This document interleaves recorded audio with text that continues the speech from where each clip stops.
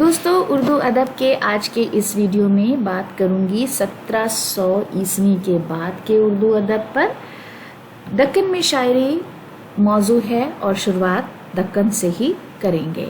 سب سے پہلا جو نام ہمیں دکھائی دیتا ہے وہ ہے ولی دکنی کا۔ ولی کو ایک زمانے تک اردو کا بابا آدم کہا گیا ہے۔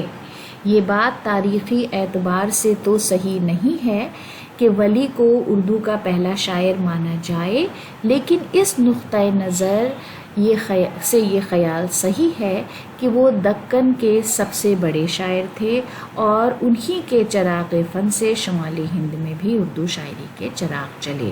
تو یہ ہے ولی کی اہمیت۔ ولی کا اصل نام شمس الدین محمد ولی ہے۔ علم و دانش حاصل کرنے کا شوق انہیں اپنے مولد احمد آباد سے نکال کر اورنگ آباد، سورت اور دلی لے گیا۔ جب وہ دلی گئے تو اپنے محشر صوفی شاعر سعد اللہ گلشن سے ملے۔ یہ بات طے نہیں کہ وہ دلی ایک مرتبہ گئے یا 2 مرتبہ۔ ولی نے غزل، مثنوی، قصیدہ اور ہر طرح کی نظمیں لکھی ہیں۔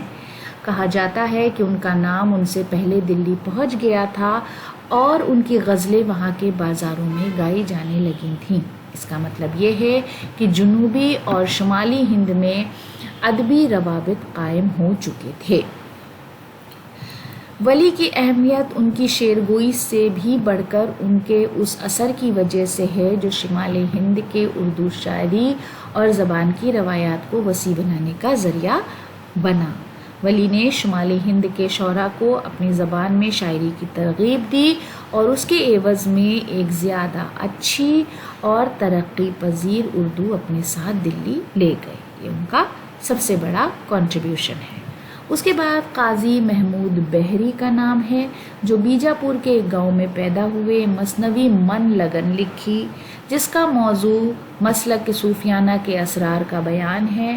بحری نے خود اس کی شرح فارسی میں عروس عرفان کے نام سے لکھی اور ان کے ایک شاگرد نے اس کو نثر میں اوت من لگن کے نام سے پیش کیا۔ پھر ہے داؤد اورنگ آبادی۔ یہ صاحب دیوان شاعر ہیں۔ شعوری طور پر ولی کی پیروی کی اور بار بار خود کو ولی ثانی کہا۔ ولی دکنی کے بعد صوفیانہ شاعری جس کی بحالی کا دعویٰ داؤد نے کیا، سراج اورنگ آبادی کے نام بحال ہو گیا وہ نام۔ اس کے بعد ایک نام سراج اورنگ آبادی۔ ولی کے بعد اور درد، میر اور سودا کے درمیانی عرصے کے بعد سب سے بڑا شاعر ہے سراج اورنگ آبادی۔ ان کے کلیات میں غزلیں، مثنویاں، قصیدے وغیرہ کئی اصناف ہیں، لیکن ان کی شہرت ان کی غزلوں، ان کی مثنوی بوستان خیال کی وجہ سے ہے۔ یہ کلیات صرف 5-6 سال کے عرصے میں لکھا گیا ہے۔ ان کے کلیات میں 100 یا 200 اشعار کو چھوڑ کر تصور عشق خالص مجازی ہے۔ 1739 میں جب ان کا دیوان مرتب ہوا تو ان کی عمر صرف 24 سال کی تھی، تو بہت ینگ ایج میں انہوں نے اس کو مرتب کر لیا۔ اس کے بعد ایک نوٹ ہے جو آپ کے کام آئے گا۔ شمالی ہند سے رابطہ نہ ہونے کے باعث دکنی اردو کی باڑھ رکی ہوئی تھی۔ اب دونوں کے سوتے پھر مل گئے اور آگے چل کر ان میں اشتراک پیدا ہو گیا۔ لسانی اعتبار سے جیسے جیسے اردو معیاری اور ادبی بنتی گئی، شمال اور جنوب کا فرق کم ہوتا گیا۔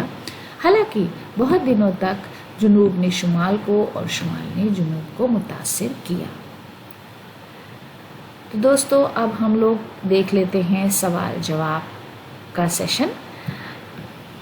ولی کی اہمیت کے کیا اسباب ہیں، یہ آپ کو اس میں ویڈیو میں مل جائے گا۔ مثنوی من لگن کے مصنف کون ہیں، کس شاعر نے خود کو ولی ثانی کہا، اور سراج اورنگ آبادی کی مثنوی کا نام بتائیں۔